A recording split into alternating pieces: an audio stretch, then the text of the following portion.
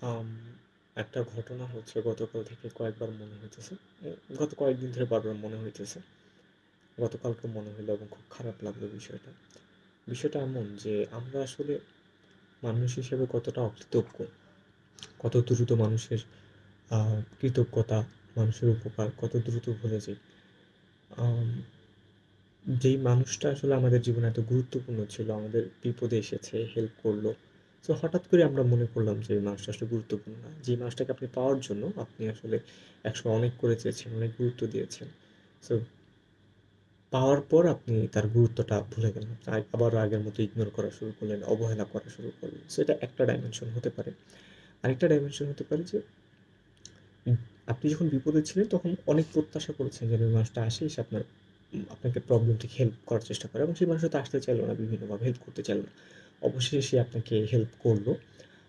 করার পর যখন আপনি বিপদ থেকে পার পেয়ে গেছেন, যখন আপনার বিপদটা কেটে গেল, ঠিক ওই মুহূর্তে আপনার কাছে মনে হইলো যে এটার এমন কি? এটা তো আমিও আসলে, এটা তো আমি নিজেই পারি। এটাতে সবকিছু তো আমি নিজেই করেছি। আম মানে মনে হইলো যে এই রাস্তাটা আমি চলতে পারি। এই কাজটা আমি করতে পারি। ওই মানুষটা না থাকলে কি হইতো? সো এত খুব বড় কোনো কাজ তো সে করেনি। এবং ভুলেই গেছি যে আমি এই জিনিসটা নিয়ে এত টেনস ছিলাম, এত বিপদে ছিলাম, এত কষ্ট পেয়েছি। সো একটা মানুষ এসে আমার প্রবলেমটা সলভ করে দিল। আম এবং এখন আমি এই জিনিসটাকে খুব তুচ্ছ মনে করছি এবং এই মানুষটাকে ইগনোর করতেছি এবং তাকে তার ভ্যালু দিতেছি না এবং অনেক ক্ষেত্রে তাকে ক্রিমিনাল মনে করি আমরা।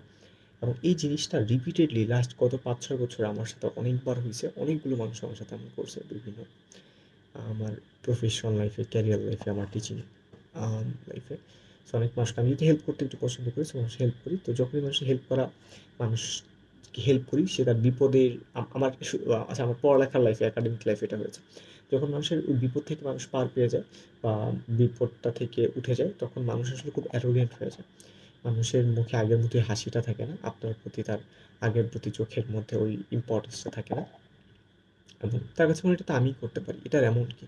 এটা খুব সিম্পল মনে হয়। কিন্তু যখন বিপদে পড়েন, তো তখন আসলে মনে হয় যে মানুষটা আসলে অনেক গুরুত্বপূর্ণ। বিপদ থেকে পার পাওয়ার পর আমাদের কাছে সবকিছু তুচ্ছ মনে হচ্ছে। এই জিনিসটা মনে হইলো যে আমরা আসলে মানুষ হিসেবে কতটা অকৃতজ্ঞ। আ যখন বিপদে পড়ি তখন কত অসহায় থাকি। আর যখন আপনাকে কোনো একটা মানুষ হাত বাড়িয়ে দেয়, আপনাকে উপকার করে, সো উপকার পাওয়ার পর যখন আপনার প্রবলেমটা সমাধান হয়ে যায়, সো তখন আপনার কাছে কতটা তুচ্ছ মনে হয়, তাচ্ছিল্য মনে হয় মানুষটার ইম্পর্টেন্সটাকে। সো আপনি ভুলেই যান যে মানুষটা আপনার লাইফে একটা সময় ভ্যালু অ্যাড করছে। বা যেই মুহূর্তে আপনি বুঝতে পারেন যে না আমার মোটামুটি বিপদসীমাকে আমি অতিক্রম করে ফেলেছি, ওই মুহূর্ত থেকে আপনার মধ্যে একটা ইগনোর ভাব চলে আসে। আপনার টাইম থাকে না, আপনার গুরুত্ব থাকে না, আপনার কাছে নিজের কাছে মনে হয় এটা তো আমিই করেছি। এটা তো কেউ না করে, ও হেল্প না করলে কি হইতো? আমাকে তো আরো কত মানুষ হেল্প করতো।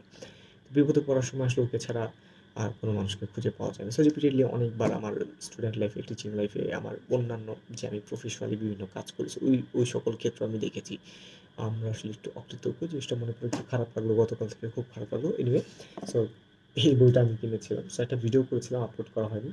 আমার বন্ধু তো গতকাল থেকে মন খারাপ, তো ভাবলাম যে আমার মন খারাপ থাকলে আমি এটাকে খুব দ্রুত কামব্যাক করতে পারি। কারণ আমার গিটার আছে, কম্পিউটার আছে, ইউটিউব চ্যানেল আছে। সো আমি বইও পড়ি, লেখালেখিও করি টুকটাক। আমার ওয়েবসাইটে অনেকদিন ধরে বন্ধ, প্রায় ১ বছর ধরে লেখালেখি বন্ধ।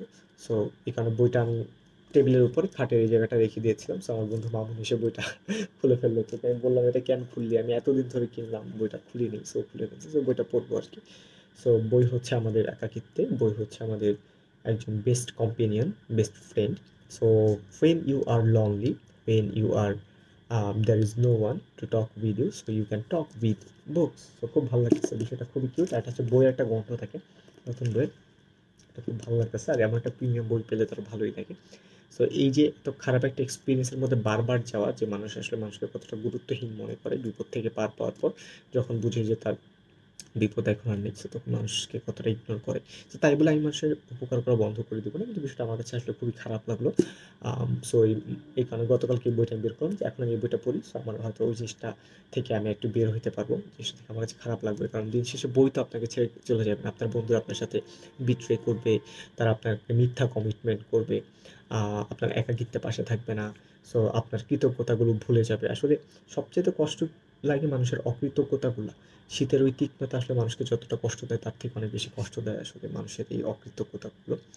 সো এই কারণে মনে হইলো আমরা প্রায়ই আসলে, যেটা হয় যে গতকালকে আমি এটা পোস্ট করেছিলাম, লেখাটা লিখে রেখেছিলাম যে আম একটা গাছের যখন ফল শেষ হয়ে যায় তখন গাছটার কোনো মূল্য থাকে না। বৃক্ষহীন ফল, ফলশূন্য গাছ। সো গাছটাকে আমরা কেটে ফেলি।